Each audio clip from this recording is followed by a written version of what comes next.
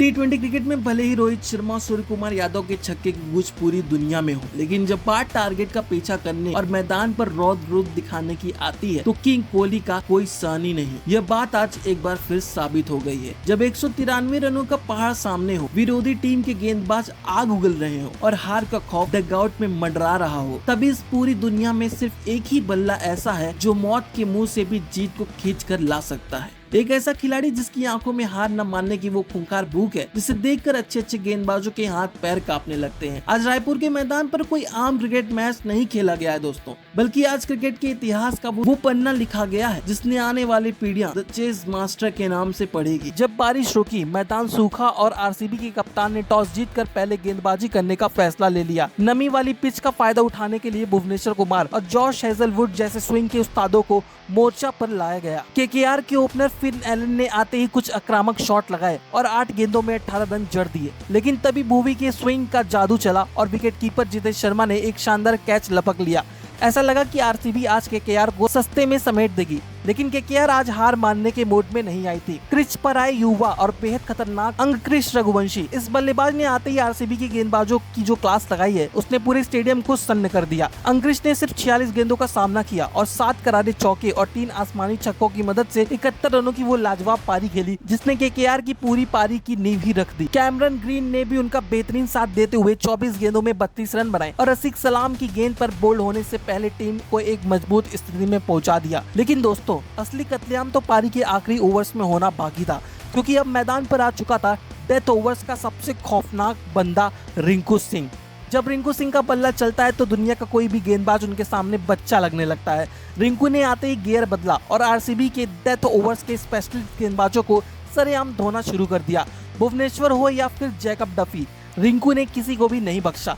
सिर्फ 29 गेंदों में 3 चौके और 2 गगनचुंबी छक्के जड़ते हुए रिंकू सिंह ने नाबाद 49 रन ठोक डाले और 20 ओवर खत्म होते होते केकेआर ने बोर्ड पर टांग दिए 192 रन। अब आरसीबी के सामने 193 का वो पहाड़ था जिसे पार करना इस पिच पर लगभग नामुमकिन सा लग रहा था। बारिश के बाद पिच का मिजाज बदल चुका था और केकेआर के पास सुनील नरेन और कार्तिक त्यागी जैसे गेंदबाज थे। आरसीबी की शुरुआत करने आए जैकब बैथेल और विराट कोहली। केकेआर के कप्तान ने गेंद थमाई तेज गेंदबाज कार्तिक त्यागी को और त्यागी ने आते ही आग उगलना शुरू कर दिया।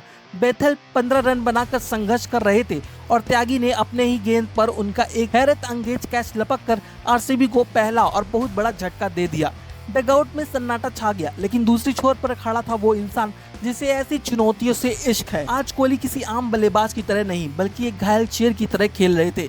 उनके चेहरे पर वो अग्रेशन, उनकी आंखों का वो जुनून चीख चीख कर बता रहा था कि आज ये इंसान बिना मैच जिताए वापस नहीं लौटने वाला है। कोहली ने अपनी पारी की शुरुआत अपने उसी ट्रेडमार्क कवर ड्राइव से की जिसे देखकर क्रिकेट के भगवान भी तालियां बजाते हैं। उनका साथ देने आए देवदत्त पडिक्कल। इन दोनों ने मिलकर केकेआर के गेंदबाजों पर ऐसा काउंटर अटैक किया कि शाहरुख खान तक के माथे पर पसीना आ गया था। देवदत्त पडिक्कल ने बेहतरीन फॉर्म दिखाते हुए 27 गेंदों में 7 चौके की मदद से 39 रनों की शानदार पारी खेली। आरसीबी का स्कोर 129 रनों तक पहुंच चुका था और ऐसा लग रहा था कि मैच अब पूरी तरह से बेंगलुरु के कब्जे में है। लेकिन तभी मैच में एक और ट्विस्ट आया। कार्तिक त्यागी और सुनील नरेन ने अचानक मैच का रुख पलट दिया।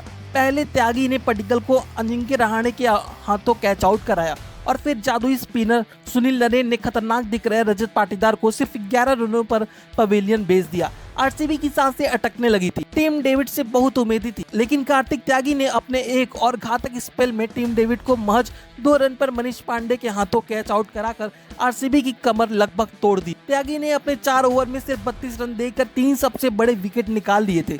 मैच जब पूरी तरह फंस चुका था, 193 का टारगेट दूर लग रहा था, लेकिन दोस्तों शायद केकेआर के गेंदबाज ये भूल गए थे कि नॉन स्ट्राइक एंड पर अभी भी वो किंग खड़ा है जिसने दुनिया के सबसे बड़े बड़े गेंदबाजों का गुरूर तोड़ा है। विराट कोहली ने अब मैच को पूरी तरह से अपने हाथों में ले लिया।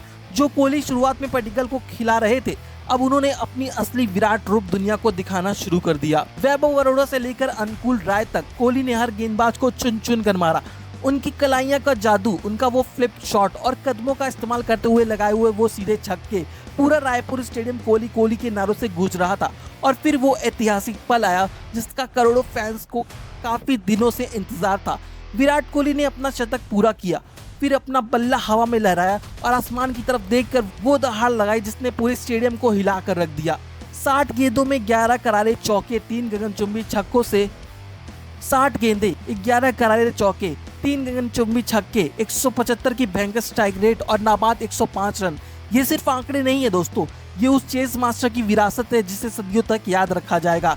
कोहली ने अकेले दम पर केकेआर के मुंह से जीत छीन लिया था। आरसीबी ने इस रोंगटे खड़े कर देने वाले, सांसें रोक देने वाले थ्रिलर मुकाबले को 6 विकेट से जीत लिया, लेकिन कैमरे का फोकस सिर्फ एक ही इंसान पर था, विराट कोहली पर। 105 रन बनाकर नाबाद लौटने वाले उस किंग के चेहरे पर जो सुकून था, जो मुस्कान थी, उसने आज करोड़ों क्रिकेट फैंस की आंखों में खुशियों के आंसू ला दिए थे।